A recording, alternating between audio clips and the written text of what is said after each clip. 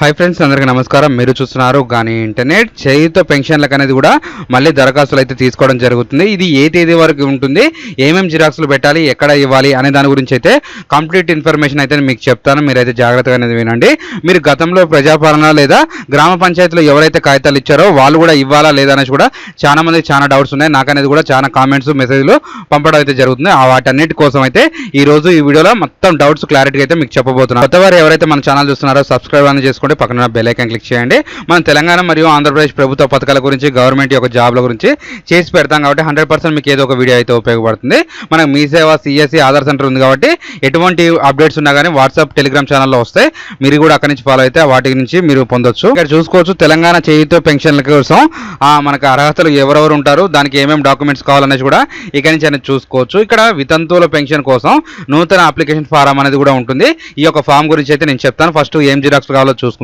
Aadhaar card xerox, ration card xerox, భర్త చనిపోయిన మరణించిన ధృవీకరణ పత్రం, ఆదాయం సర్టిఫికేట్, మీకు ఏమైనా భూమి ఉంటే దానికి సంబంధించిన passbook xerox, phone number, photo, bank ఖాతా జిరాక్స్ అనేది కూడా ఇక్కడ పెట్టాలి. ఎవరైతే వికలాంగులు ఉన్నారో వాళ్ళకి సంబంధించిన application form, Aadhaar card xerox, ration card, Sadarem certificate, ఆదాయం సర్టిఫికేట్, నెక్స్ట్ భూమి ఏమైనా ఉంటే దానికి సంబంధించి పెట్టుకోవచ్చు. Phone number, photo, bank account ఇది కూడా సేమే ఉంటుంది. ఒంటరి మహిళలు కూడా ఇక్కడ అయితే అప్లికేషన్ చేసుకోవడానికి అర్హులు ఉన్నారు. చూడండి ఇక్కడ కొత్త అప్లికేషన్ ఫారం ఒకటి, next Aadhaar card, ration card, ఈ విడాకుల ధృవీకరణ పత్రం అయితే ఉండాలి. ఒంటరి మహిళలు అప్లికేషన్ చేసుకోవాలంటే మేము పెళ్లి చేసుకోలేదు, మాకు విడాకుల ధృవీకరణ పత్రం ఎక్కడ ఇస్తారంటే గ్రామ పంచాయతీ నుంచి అయితే రాసిస్తారు. వాళ్ళు ఒంటరి మహిళనే, ఇంతవరకు పెళ్లి కాలేదు, వాళ్ళకి హ్యాండిక్యాప్డ్, దీనికి సంబంధించి పెళ్లి ఇంకా చేసుకోలేదు అనేసి కూడా వాళ్ళైతే అక్కడి నుంచి రాసిస్తారు. దానికి సంబంధించిన ఆదాయం సర్టిఫికేట్, భూమి ఉంటే భూమి పెట్టండి, లేదా phone number, passport, bank account. ఇక్కడ కళ్ళు గీత కార్మికులు కూడా అప్లికేషన్ చేసుకోవడానికి ఇప్పుడు మంచి అవకాశం అండి. ఇది same application form, Aadhaar card, ration card, మీరు గీత దానికి సంబంధించిన మీకు సంఘానికి సర్టిఫికేట్ ఉంటుందిగా అదొక జిరాక్స్, ఆదాయం సర్టిఫికేట్, భూమి ఉంటే భూమి, లేదా phone number, photo, bank account xerox, ఇవన్నిటికి జిరాక్స్లు అయితే మీరు తీసుకోవాలి. దానికి సంబంధించిన మనకు లాస్ట్ డేట్ వచ్చేసి 31/8/2026 వరకు అయితే ఉన్నది. అంటే ఈ నెల 31 వరకు అయితే అవకాశం ఉంది. అప్లికేషన్ ఫారం అయితే ఈ విధంగా ఉంటుంది. తెలంగాణ ప్రభుత్వం చేయుత పెన్షన్ కోసం, కొత్త పెన్షన్లు మంజూరు కోసం దరఖాస్తు ఫారం అనేది కూడా ఇక్కడ ఉంటుంది. మీకు ఏం కేటగిరీ, వితంతుల, దివ్యాంగుల, కళ్ళు గీత కార్మికుల, చేనేత కార్మికుల, ఒంటరి మహిళల, డయాలసిస్ ఏముండదో దానికి అనేది కూడా ఒక టిక్ పెట్టుకోవాలి. నెక్స్ట్ ఆధార్ నెంబర్ అనేది కూడా ఇక్కడ రాసుకోవాలి. ఈ ఫామ్ ఎక్కడ దొరుకుతుంది అనేది కూడా చాలా మంది కామెంట్ చేస్తున్నారు. ఈ యొక్క ఫామ్ వచ్చేసి మీ దగ్గర ఉన్న జిరాక్స్ సెంటర్ లేదా మీ సేవలన్నా కూడా మీకు లభిస్తుంది. ఇక్కడ మీ ఒక పాస్పోర్ట్ ఇప్పుడు ఎలా ఉంటున్నారో అలాంటి సంబంధించింది ఒక పాస్పోర్ట్ అనేది కూడా ఇక్కడ స్టాంపింగ్ చేసుకోవాలి. మీ జిల్లా పేరు, మండలం పేరు, గ్రామం, వార్డు పేరు ఇక్కడ రాసుకోవాలి. ధృవీకరణ పత్రంలో మీ ఆధార్ కార్డులో ఏ విధంగా ఉంటే ఆ విధంగా నేమ్ అనేది కూడా ఇక్కడ రాసుకోవాలి. తండ్రి పేరు లేదా భర్త పేరు, వాళ్ళు మీకు ఏం సంబంధం అవుతారు అనేది రాసుకోవాలి. ఇక్కడ చిరునామా, ఇంటి పేరుతో సహా అయితే మీరు ఇక్కడ రాసుకోవాలండి. నెక్స్ట్ డేట్ ఆఫ్ బర్త్ ఉంటుంది. Date of birth main important. Voter ID card xerox పెట్టినా కానీ, ఆధార్ కార్డు జిరాక్స్ పెట్టినా కానీ రెండు సేమ్ డేట్ ఆఫ్ బర్త్ ఉంటేనే ఇక్కడ అనేది కూడా మీకు ఎలిజిబిలిటీ తీసుకుంటారు. నెక్స్ట్ ఇక్కడ మేల్ అయితే మేలు, ఫీమేల్ అయితే ఫీమేల్, దానికి సంబంధించింది పెట్టాలి.